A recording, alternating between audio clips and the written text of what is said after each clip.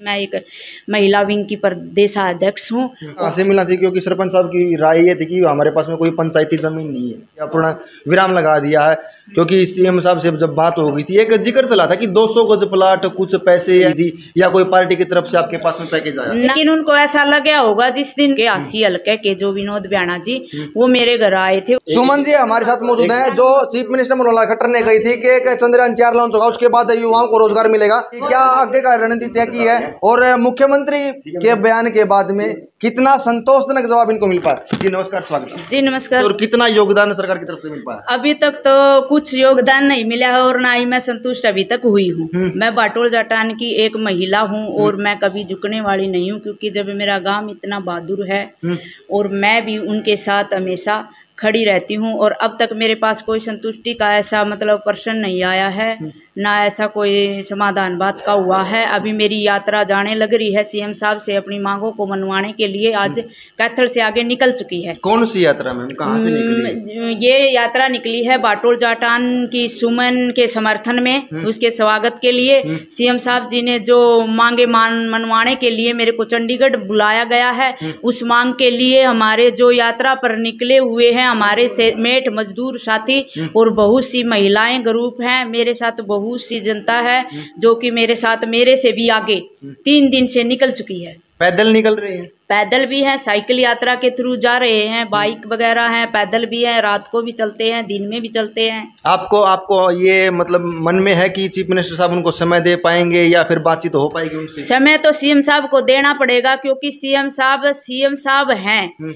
वे CM साहब इसलिए हैं क्योंकि हमने ही उनको ये कुर्सी दी है, तो अगर वो हमारे लिए ही टाइम नहीं निकाल पाते हैं तो किस लिए सीएम? ठीक है मैडम, एक बात सुनने में आई थी कि सुमन जी ने अपनी जुबान को आराम दे दिया, थोड़ा विराम लगा दिया है। क्योंकि सीएम साहब से जब बात हो गई थी, एक जिक्र चला था कि 200 गज प्लाट कुछ पैसे या कोई पार्टी की तरफ से आपके पास में पैकेज आया। ना कोई पैकेज आया है, ना पैकेज की मैं भूखी हूँ और ना ही मुझे टिकट की जरूरत है और ना ही मुझे पैकेजों की जरूरत है। मैं एक आम महिला हूँ, गरीब दलित परिवार की महिला हूँ, मुझको भूख नहीं है पैसों की। तो इनके पैसों से क्या मेरा पेट भरता है? मैंने 200 गज जमीन महिलाओं के रोजगार के लिए मांगी थी, वो अभी तक बोल तो दिया है ब्याणा साहब ने आके, अभी खाली 200 गज प्लाट देने से मेरा काम नहीं चलता, उस पर मेरे को बना के और मशीन लगवा के दें, तब तो मैं मानूं कि सीएम साहब जी ने मेरे मांगे मानी है। ठीक है, ये इस तरह की बात है मैम, कौन फैला रहा है? इसमें कोई भी ऐसा नहीं है जो कि मेरे विरोधी हैं, लेकिन उनको ऐसा लगा होगा जिस दिन के आसी हल्के के जो विनोद ब्याणा जी वो मेरे घर आए थे और उन्होंने मेरे से सीएम साहब की तरफ से माफी की गुहार लगाई थी, बोला था कि बहन हमने कोई अपमान वगैरह नहीं किया है। तो उस टाइम में आए थे, तो उनके साथ साथ उसी टाइम से हमको नवीन भाई साहब जय हिंद जी आए थे, उन्होंने मेरा 5100 रुपये की माला से मान सम्मान किया था। मुझे लगता है कि कहीं हमारे देशवासियों को ये गलतफहमी हुई है कि कहीं सुमन ने पैसा वगैरह लिया है, पैकेज वगैरह लिया है। मैं मेरे देशवासियों से हाथ जोड़ के विनती करती हूँ कि आपकी महिला को गद्दार साबित मत करो। मैंने किसी का 1 रुपया अभी तक नहीं लिया है। वो जय हिंद भाई साहब थे, मैं उनको बोल भी रही थी कि आपके जो ये माला आप सम्मान के लिए मेरे को डाल रहे हो, मेरा सम्मान कर रहे हो कि भाई साहब मैं ये माला आपको वापस दे रही हूँ, लेकिन उन्होंने कहा कि बहन जी मैं एक समाज सेविक हूँ और मैं एक गरीब महिला का जो हमारी शेरनी है हमारे देश की, जिन्होंने सीएम के पास अपनी बात को रखा है, तो ऐसी बहादुर महिला का मैं मान सम्मान करने के लिए आया हूँ, ना कि कोई पैकेज वगैरह टिकट वगैरह देने। ठीक है, नहीं ब्याणा साहब के पास ऑफर क्यों आओगा? ब्याणा साहब को क्या पता कि कहाँ इनको प्लाट की जरूरत है।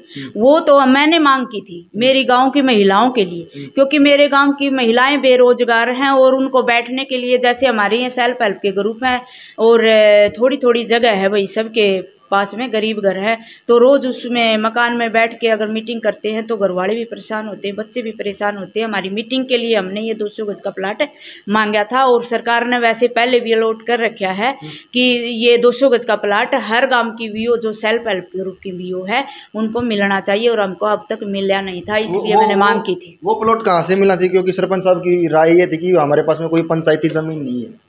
पंचायती जमीन नहीं है, लेकिन सरकार का ऑर्डर है, हर गांव में ऑर्डर है। ग्राम संगठन का जो वीओ बनाया हुआ है उसको 200 गज का प्लाट दिया जाता है। जैसे एक सचिवालय होता है, वृद्धाश्रम होता है, इसी प्रकार हमारा भी एक 200 गज का प्लाट होता है।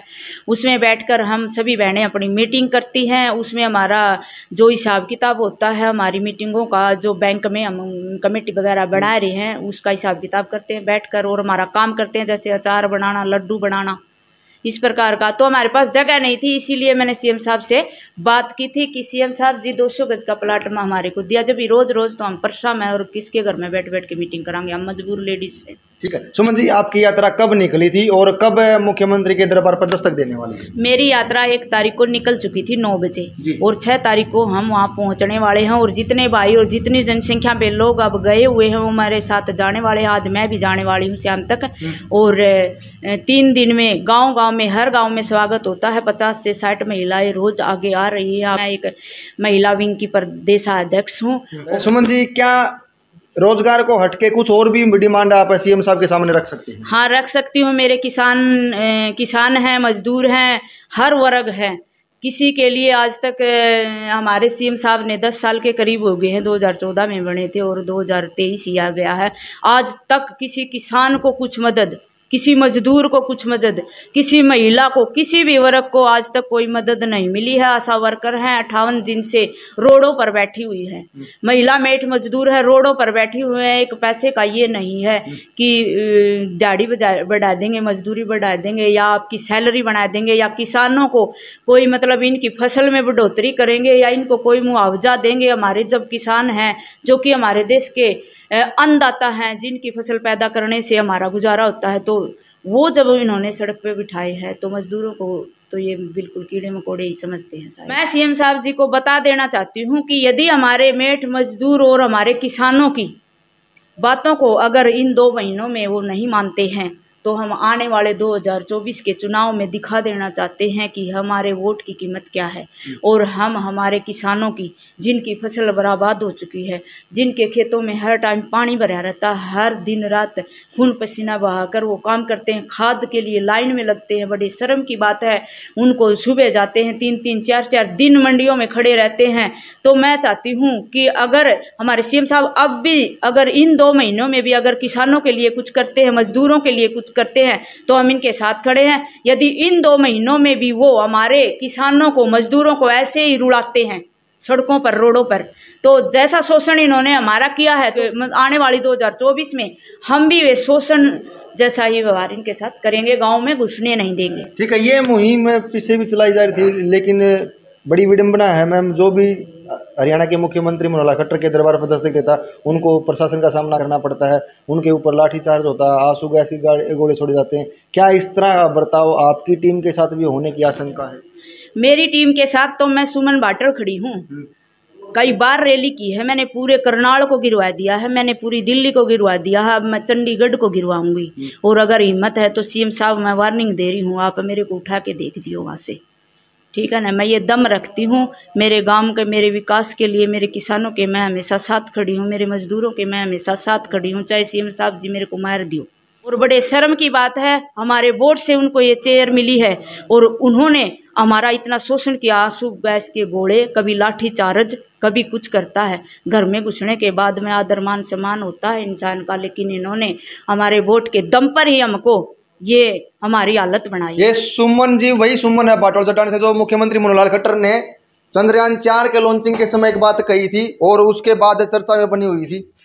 सुमन जी ने ऐलान कर दिया है और 1 तारीख से इनकी यात्रा करनाल के लिए निकल चुकी है। मनोहर लाल खट्टर जी से संवाद करेंगे और जो बखूबी आवाज़ बनी हुई थी सुमन जी लोगों की, उन्हीं आवाज़ को मुख्यमंत्री को जगाने के लिए, अवगत कराने के लिए इनकी टीम निकल चुकी है। 6 तारीख को करनाल में पहुंचेंगे। करनाल में पहुंचकर मुख्यमंत्री मनोहर लाल खट्टर के दरबार पर दस्तक देंगे। वो दस्तक में किस तरह स्वागत होता है सुमन जी का और सुमन जी की टीम का, सब पे कमेंट के माध्यम से अपनी राय जरूर लिखिए। मिलांगे दरता के वीडियो में, तक जय हिंद।